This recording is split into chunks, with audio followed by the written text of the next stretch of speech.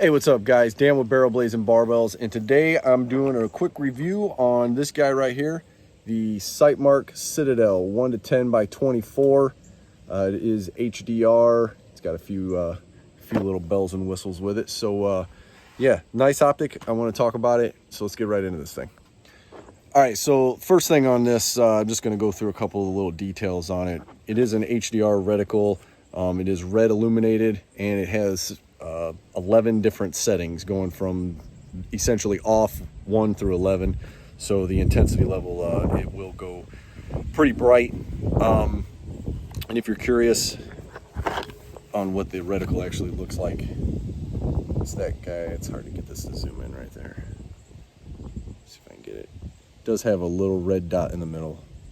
There, it's a little better. Crosshairs, but it's got a little red dot in the middle, so that's kind of nice. It is calibrated for 223 at 55 grain, and it is a 1 to 10. Now, a 1 to 10, a lot of people are like, well, why would I want a 1 to 10 optic? So a lot of guys are changing over from standard red dots, you know, like a reflex sight. They're changing over to these LPVOs, these low power variable optics. Basically, what we were finding is we needed kind of a middle ground between having just a standard red dot and having an actual scope. Especially if you're doing like 3-gun shoots or 2-gun, that kind of thing, or if you're just one of those guys like me that likes to go to the range and shoot, but you don't necessarily want to have just a red dot, because a lot of times with the reflex red dot, yeah, you can put the flip off 3 times or 5 times magnification, but it's nice to be able to have that variable zoom into to go in and out for engaging targets further out or closer up. So that's really rather nice. This one being a 1 to 10, it is a little bit stronger than some of the other ones I've seen. They're like 1 to 4s, 1 to 6s. I think I've seen a 1 to 8, but I think Sightmark has 1 to 6, 1 to 8, and 1 to 10, 1 to 4, 1 to 6, 1 to 10, something like that.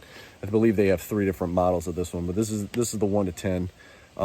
It did come with the optic itself came with lens cap front and back, and it actually came with a throw lever, which if you've never messed with a throw lever, it's super nice. It is like the handiest freaking thing when you're out on the range. You're trying to dial in, you actually get everything set the way you want. Just being able to grab that and just pull it versus actually having to get a hold and rotate around. It's actually really nice to have that throw lever. So the fact that they threw it in with this optic itself was actually really nice. I was kind of impressed with that.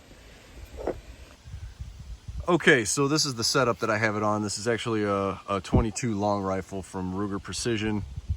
As you can see, it's got the American flag paint job on it.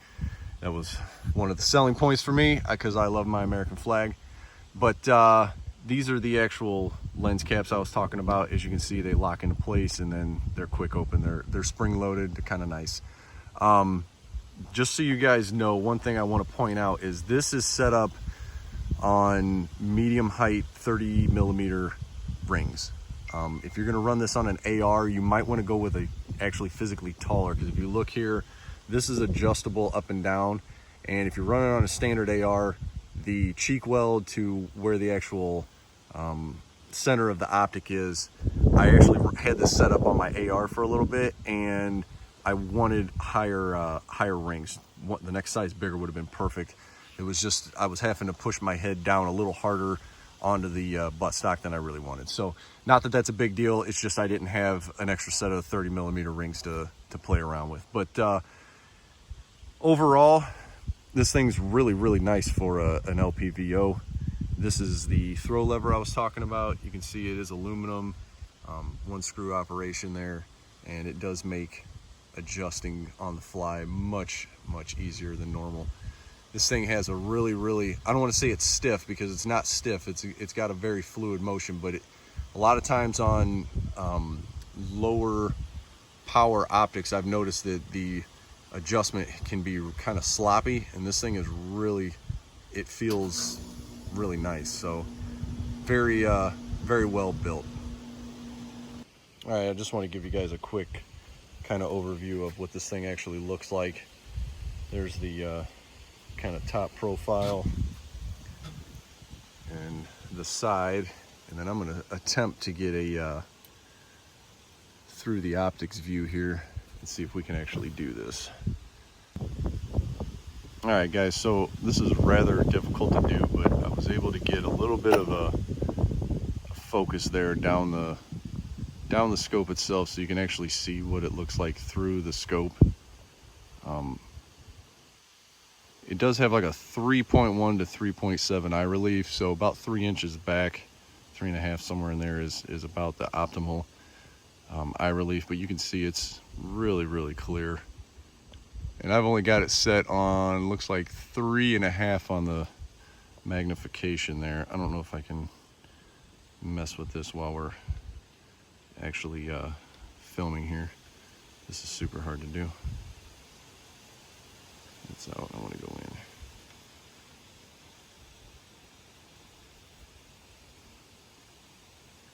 in. A lot of adjustment in this. There we go. So you can see that's trees I'm looking at. There we go.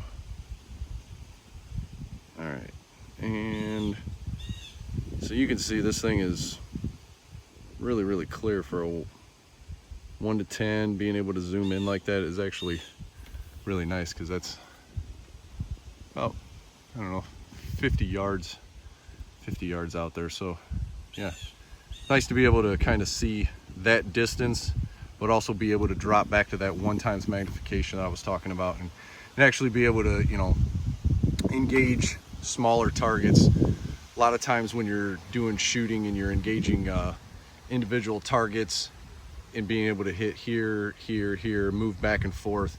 That's why they changed over to these LPVOs, a lot of guys, is because they can literally crank this down to 1 and bam, now you're at 1x magnification, and you know, you're able to engage these up close targets. And then if you need to move out, you know, 250, 300 yards is no problem with 10x magnification. That's really easy. So yeah, overall I really like this optic, and been kicking around. I've got an AR that's in 223-556 that I was kind of kicking around, getting some rings for it and running it on that and see how it goes. So yeah, go check Sightmark out. This thing's really nice, and I hope you enjoyed my video, and hit the subscribe and the bell and all that stuff, and we'll see you next time.